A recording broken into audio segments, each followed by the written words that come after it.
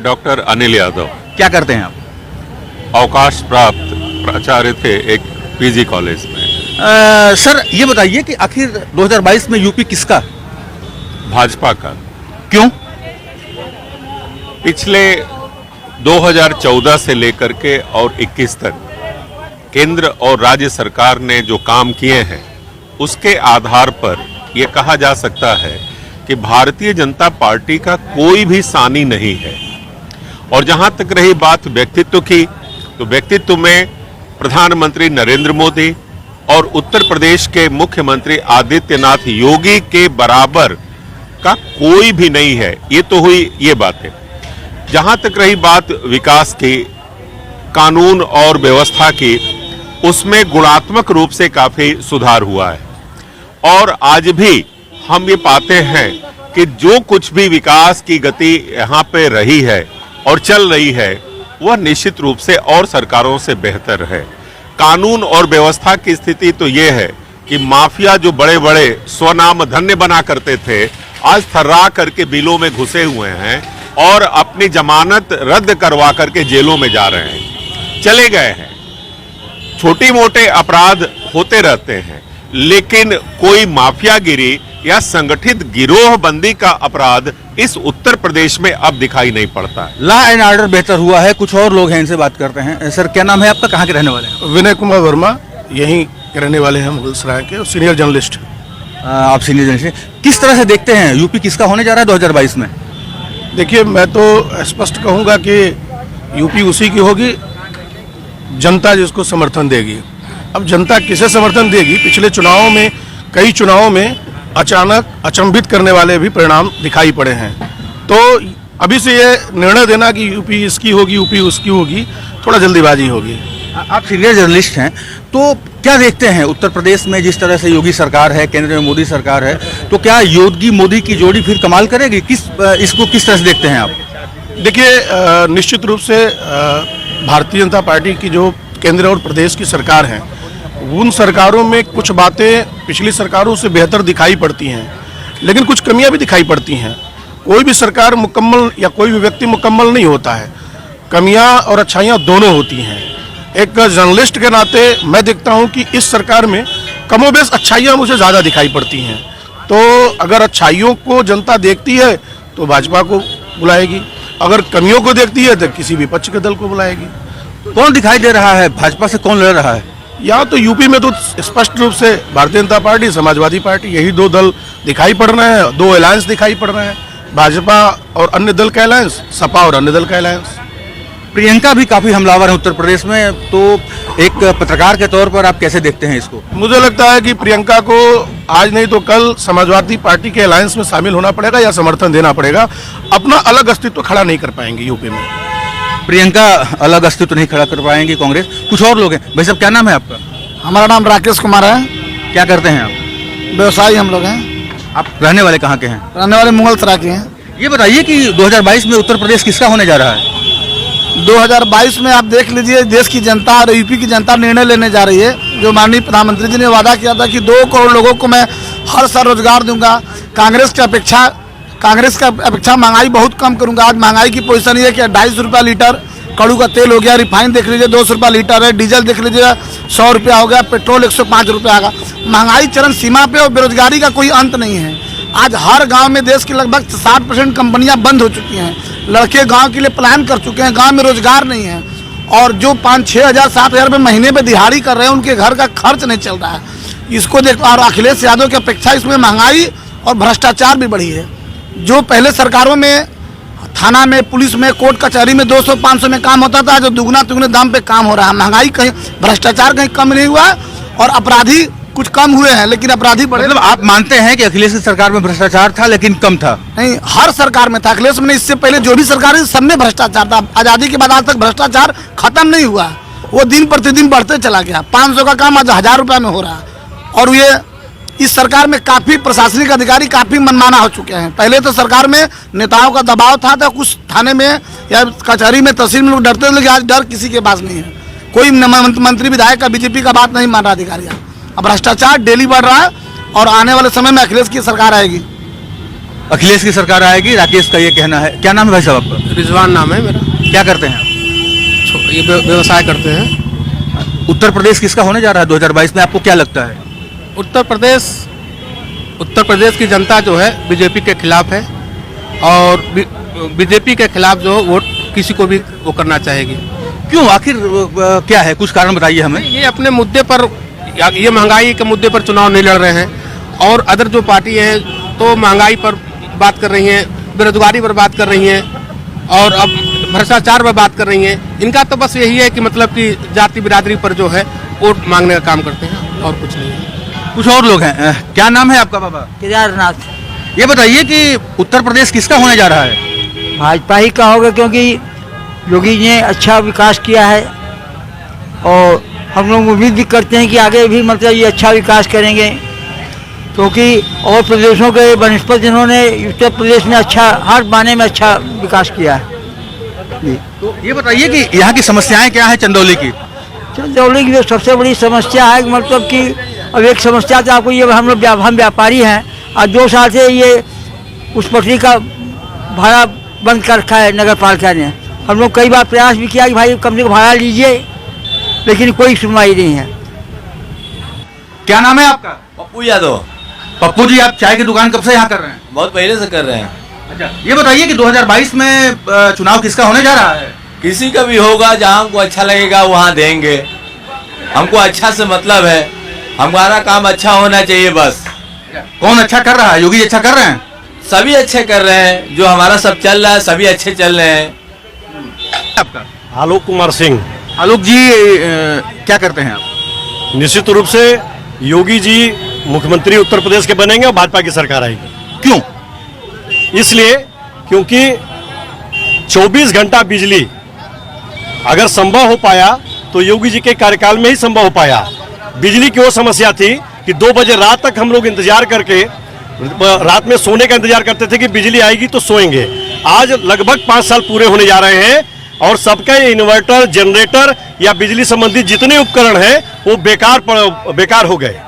योगी जी की सरकार इसलिए भी आएगी कि जितने गुंडे बदमाश थे, जिन्होंने ये केन प्राकरण तरीके से अब बहुत बड़ी बड़ी संपत्तियां अर्जित की थी, उनको आप सब लोगों ने देखा, यहाँ उपस्थित सभी लोगों ने देखा कि उनकी सारी संपत्तियों को सीज किया, बड़ी बड़ी अट्टालिकाएं खड़ा किए थे, उनको बुलडोजर से गिरवाया और सारे गुंडे अपने सीने पे पट्टी लगा करके हाथ ऊपर करके और थानों में सरेंडर किया और जेलों के भीतर है। यदि किसी ने कानून व्यवस्था से खिलवाड़ किया तो उसका काम तमाम हो गया।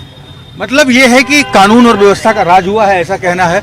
कुछ और लोग हमारे साथ हैं। क्या नाम है आपका? विनोद कुमार अग्रहरी। क्या करते हैं आप विनोद जी? व्यापारी हैं। आप यहीं दीनदयाल नगर के रहने वाले हैं। ये बताइए कि समस्याएं क्या हैं आपके जिले में?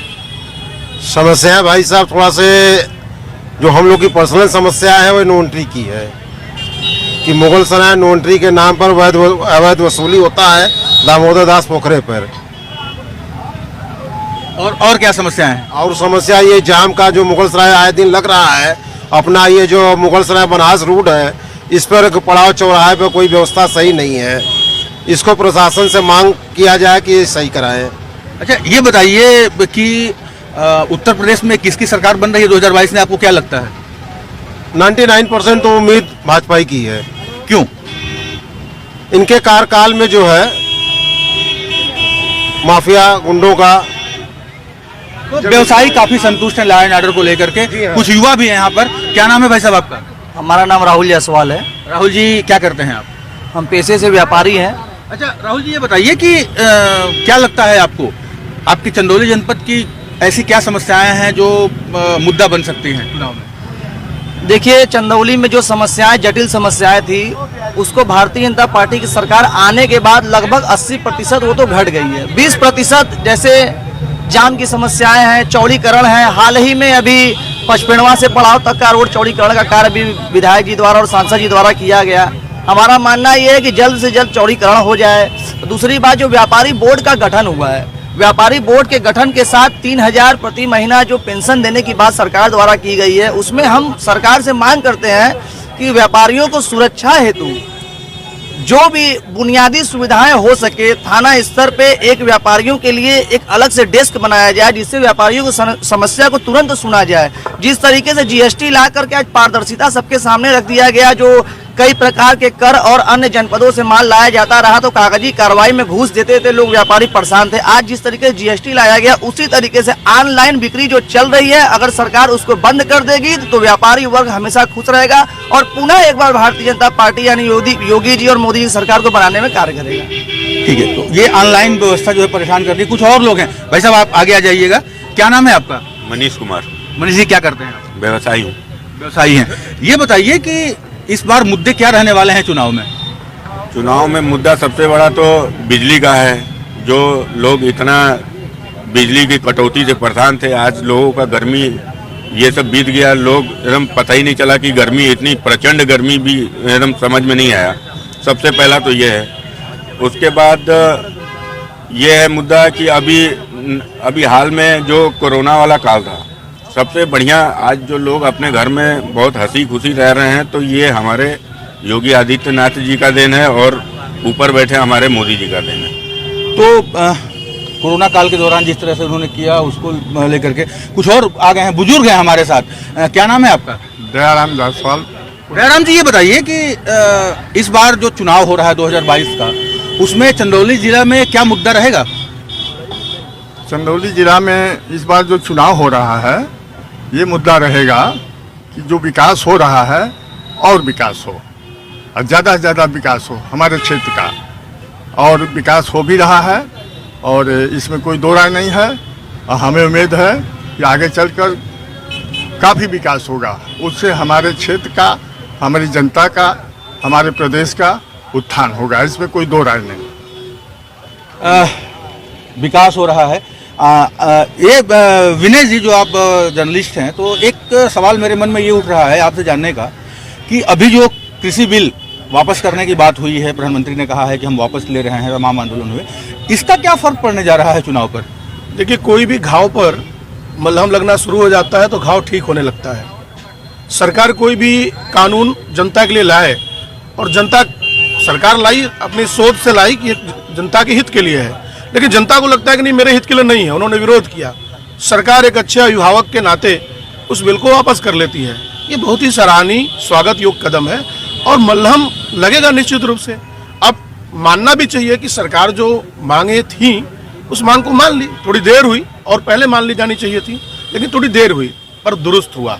2022 के चुनाव पर इसका फर्क पड़ेगा?